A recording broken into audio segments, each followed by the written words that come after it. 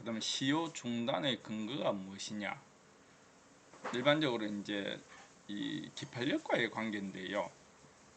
이게 기판력이 발생하는 고소송물, 무슨 대금 청구를 했다면 그것만 시효 중단이 되느냐?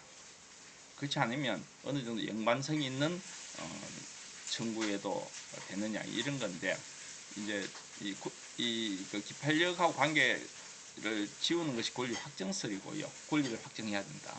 그다음 그렇지 않은 것이 이제 권리 행사설인데, 권리 행사설이 맞겠죠, 그죠? 즉 재판상 청구의 시효 중단료를 인정하는 근거가 그냥 권리의 소송을 권리를 주장하면 되는 것이지 반드시 엄격하게 민사소송법상 기판력까지 요구하는 것은 아니다. 이건 대법원 판결입니다. 쭉 이 판결 보시면 되고, 이제 권리 행사설에 따른 시효 중단 사유를 예시한다면, 예를 응소하죠. 응소는 뭐냐? 피고가 아니죠. 이제 원고가 아니죠. 원고가 피고로서 그 소에 적극적으로 대응하는 것이 응소입니다. 응소. 음채권 행사하면 원인채권도 시효 중단된다. 이런 것도 음채권과 원인채권은 소송물이 전혀 다르지요. 그죠? 그래도 된다. 파면청 무효확인 소송 제기하면 보수금 채권도 시효 중단 인정한다. 저당부 설정 등기 청구권 행사한 고 피담보 채권, 그죠? 피담보 채권 시효, 이런 거, 이런 게 예로 볼 수 있습니다.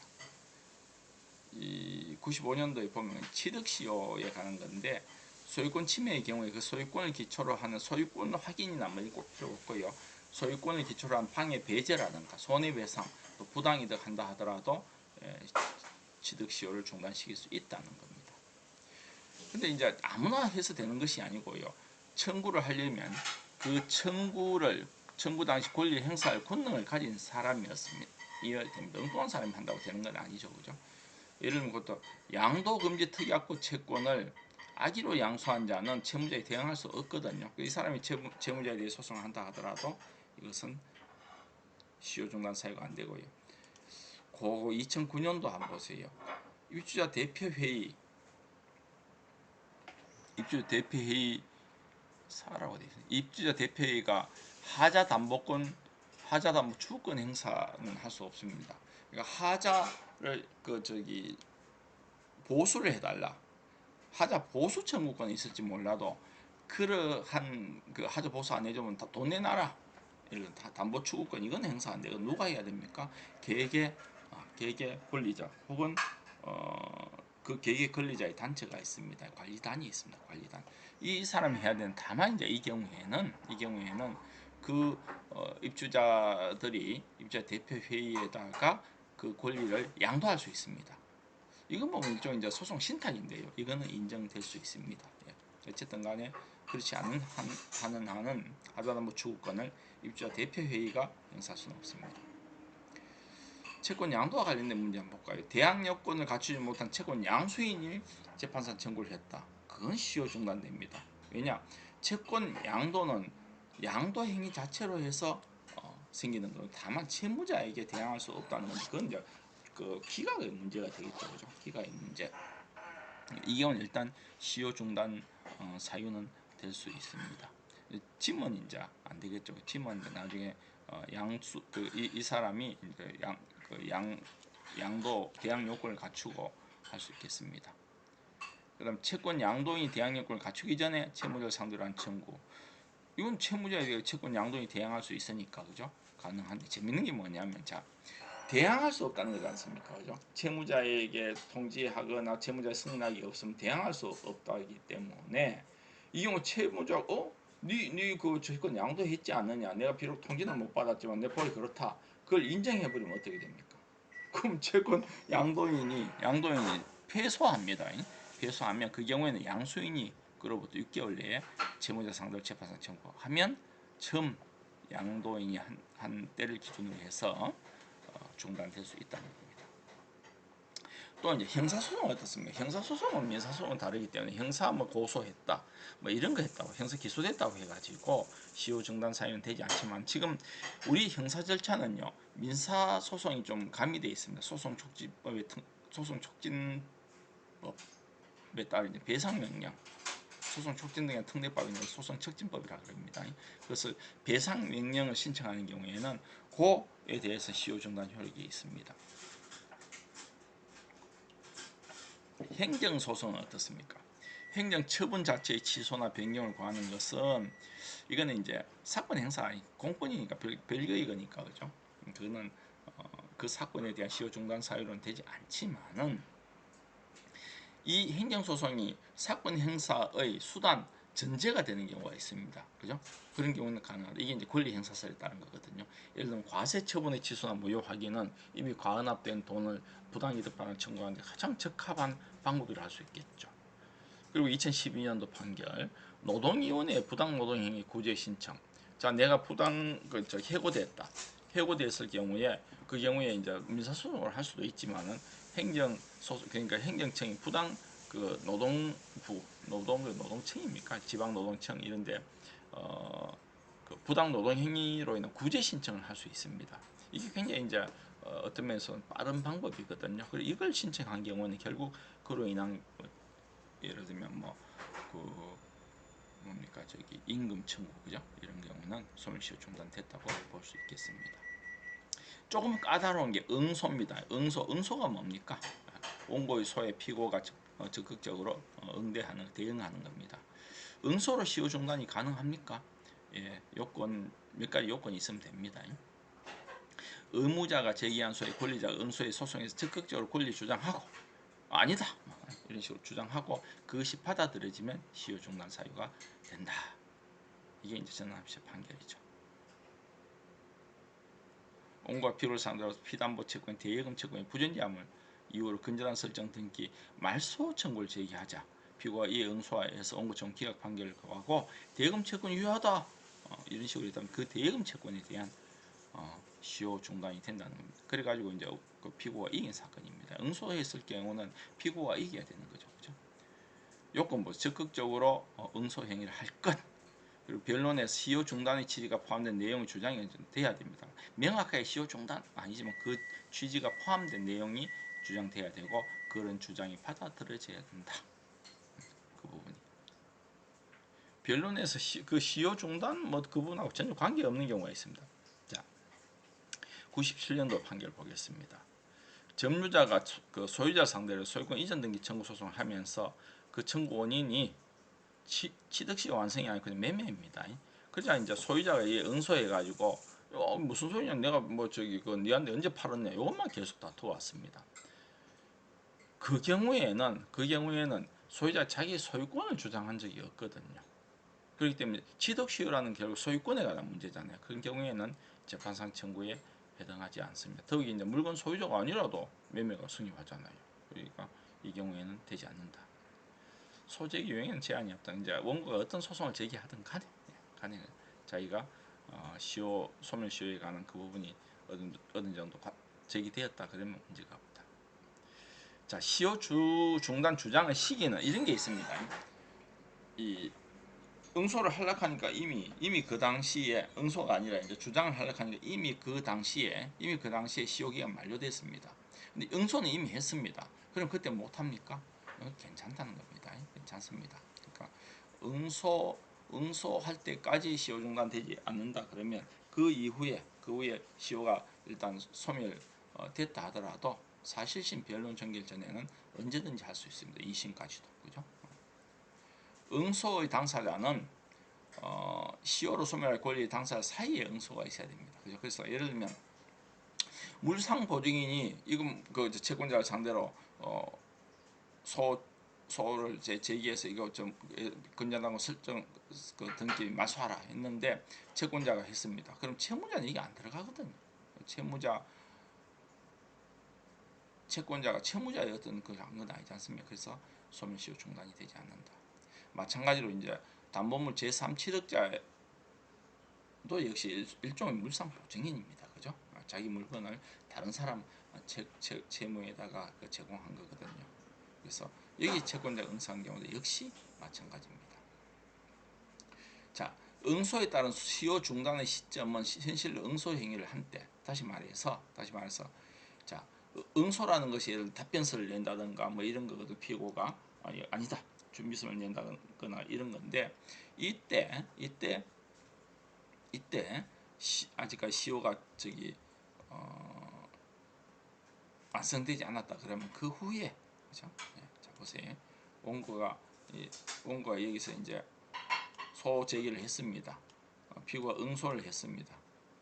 이때까지는 아직까지는 시효가 소멸되지 않았습니다. 근데 이때 시효 소멸됐습니다. 그 다음에 여기에서 이제 적극적으로 뭐 시효 뭐 이런 주장을 했습니다. 그러면 요 때를 중심으로 하는 게 아니고 응소할 때, 응소라는 것은 이제 원고의 소재기에 피고가 적극적으로 아니다라고 주장하는 겁니다. 그것을 응소라고 합니다. 그때 시효 중단이 된다. 응소자가 지면 그저 시효 중단 효력이 없는데 다만 6개월 이내에 재판상 청구를 하면 응소할 때 기준 다시 시효 중단 요가 생깁니다. 주로 이제 소가 각하되거나 취소될 때, 이 경우에 그렇습니다. 만기 기재 백지음에 기한 언금 청구서는 요거는 여러분 이제 수표법을 좀 배워야 되는데 어음이나 수표는 대단히 형식적인 요건이 필요합니다.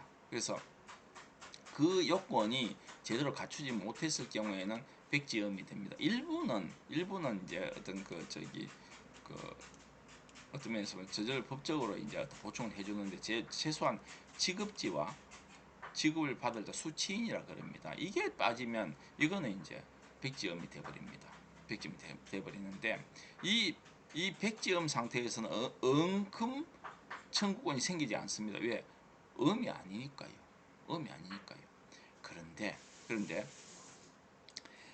이 만기가 되고 3년이 지나버리면 이게 이제 시효 소멸돼 그 전에 백지음 상태에서 소를 제기했습니다. 그러고 난 뒤에 이제 그 중간에 어떤 시효가 소멸됐다 하더라도 얼마든지 백지음 보충할 수 있습니다. 보충한다 그러면 이 소제기시를 기준으로 해서 시효 중단 효력이 생긴다 이런 얘기입니다. 제소 당시 이미 사망한 사람 상대로 하는 소송은 안 됩니다. 원래 이제 사망한 사람 상대로 하는 소송은 당사 표시 정정이라는 게 있습니다. 그래 되면 상관이 없지만은 그렇게 되지 않고 판결이 나버린 그 판결은 무효다. 무효인 판결인 경우는 시효 중단 효력이 없다. 시효 중단의 범위는 아까 말한 대로 이제 꼭 극기 판력을 받는 그 권리가 어떤 청구가 될 필요는 없고요. 그 권리를 중심으로 해서요. 권리를 중심으로 해서 좀 기본적 성격 요거는 좀 전제적인 거예요. 그다음 거기서 나오는 파생적 후속적 법률 관계 간 청구도 역시 가능하다.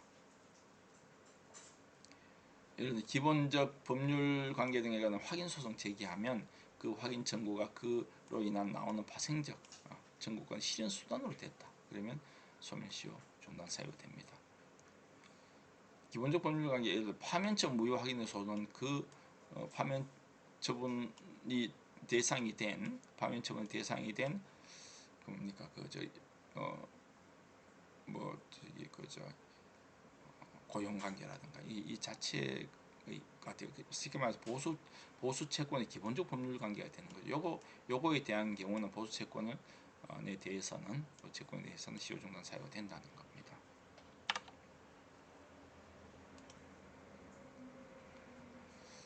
그리고 건축적 명의 변경 청구, 소유 이전 청구 이건 전문에 한번 해봤죠, 그죠? 이건 쉽게 말해서 이제 이게 건물을 매수했는데 아직까지 이제 소유권 이전 등기 청구를 할 만한 사안이 안 됐다 그러면 건축 명의 변경 청구를 할 수 있거든요.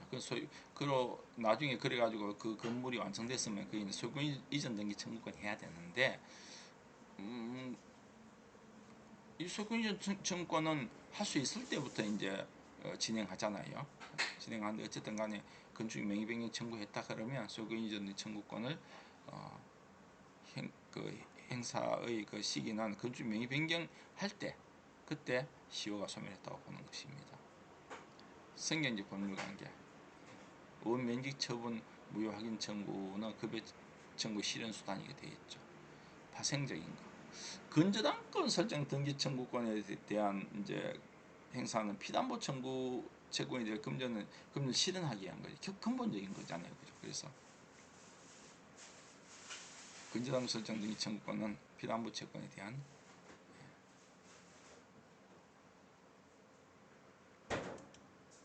전제가 된다. 그죠? 그래서 이거는 이제 시효 소멸이 될 수 있다는 겁니다. 서로 간에. 사실 이제 근저당권 설정이 아끼는 근저당 설정 등기 청구권하고 피담보 채권에 대한 채권은 별개의 소멸시효 걸리는 원칙이지만은 요 앞부분을 청구하면 그 뒷부분도 역시 포함될 수 있다는 겁니다.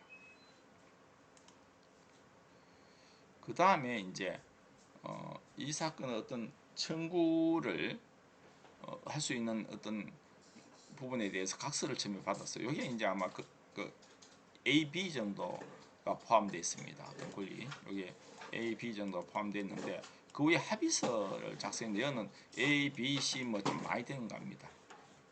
C 많이 되었습니다. 다 포함된 거죠. 여기서 패소해 버렸습니다. 그러니까 다시 이 부분만 청구한 내용입니다. 그 경우에는 이 부분 청구할 때 이 부분도 포함되었다. 뭐 이런 취지입니다. 그리고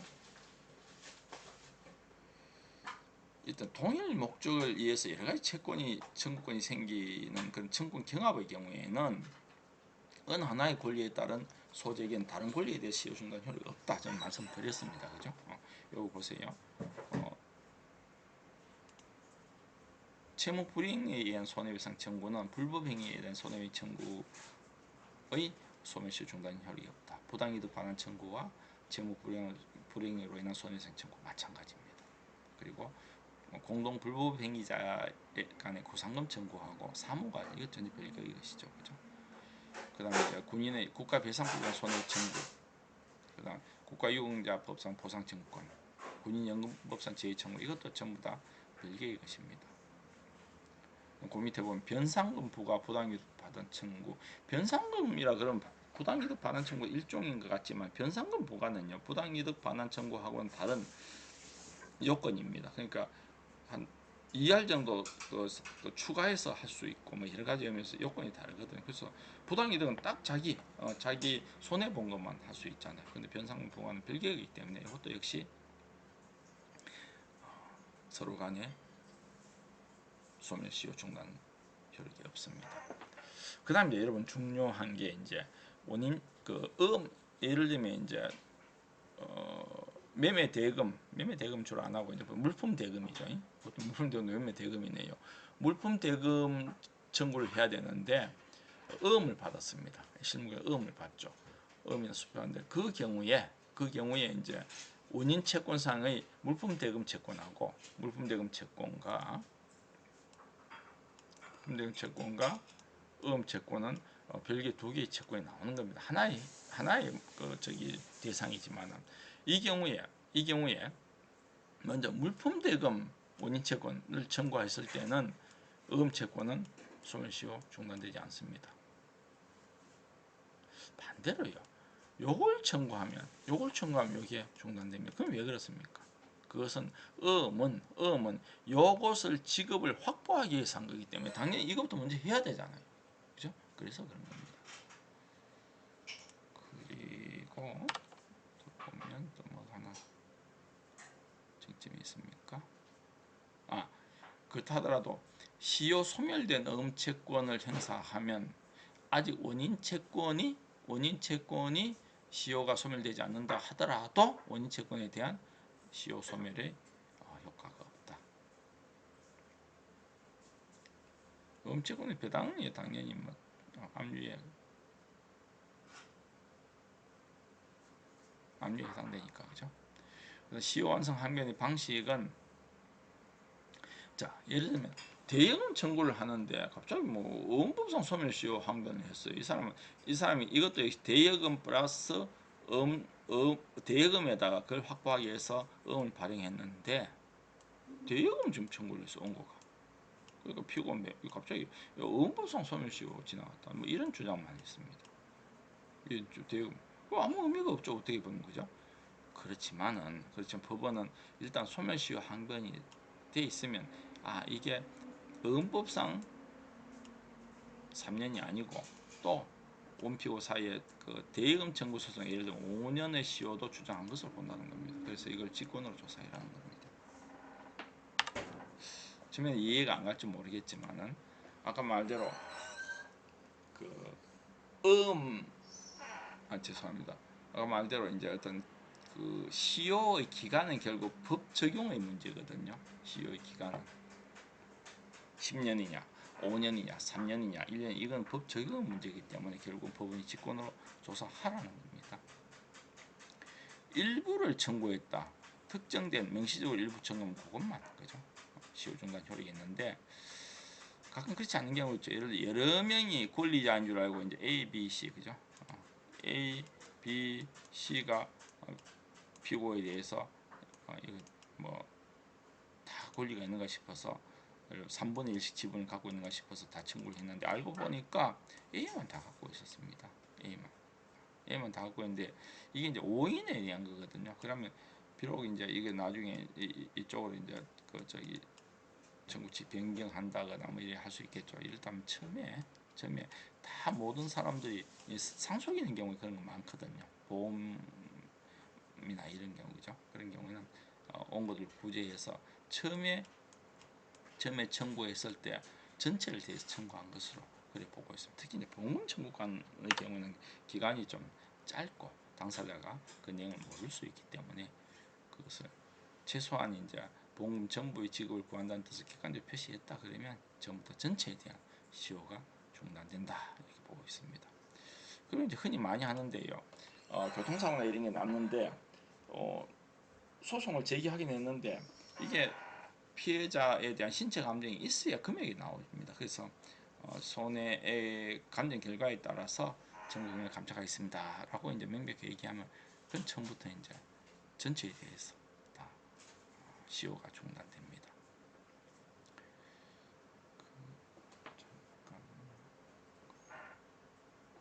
그다음 채권 일부에 대한 경매 신청 그 일부만 시효 중단효가 생깁니다. 일부 납세 고지도 그렇고 일부 가압류도 그렇고 문제는 일부 변제는 그렇지 않습니다. 일부 변제 나머지 채무 전부에 대한 승인이나 시효의 포기의 효과가 있습니다. 다만 내가 일부라는 최소한 일부 채무의 일부로서 변제해야 됩니다. 내가 이게 전부 다다 확실하게 얘기하면 그건 안 됩니다. 그죠?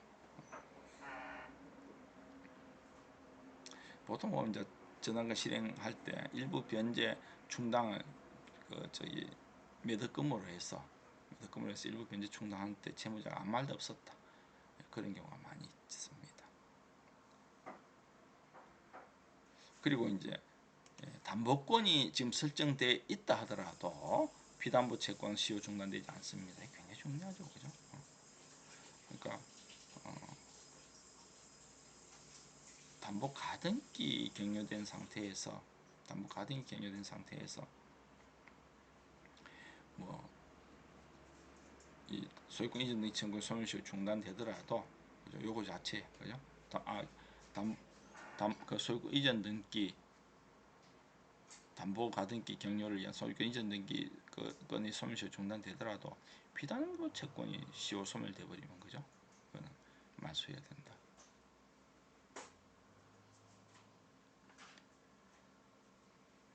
저당권 설정해 주기로 약정했는데 저당권 설정 등 청구권하고 피담보 지금 별개로 없죠, 그죠? 별개입니다. 그렇지만 저당권 설정 청구를 하면서 피담보 채권 있다는 걸 전제로 만약 한다 그러면 이거는 이제 피담보 채권 자체에 대한 소멸시효 중단 사유가 된다. 특히 이제 이 사건은 그 채권의 전부에 대한 실질적인 어떤 심리도 이루어졌습니다. 그리고 이제 한 사람이 돌아가셨다. 그 경우에 이제 그 본인의 손해배상 청구권, 물론 이자료도 포함됩니다. 그하고 근친자 이자료 청구는 아주 별개이기 때문에 이것만 청구했다고 해서 여기 다른 부분이 시효 중단되지가 않습니다. 별개이거든요. 예, 여기까지 하겠습니다.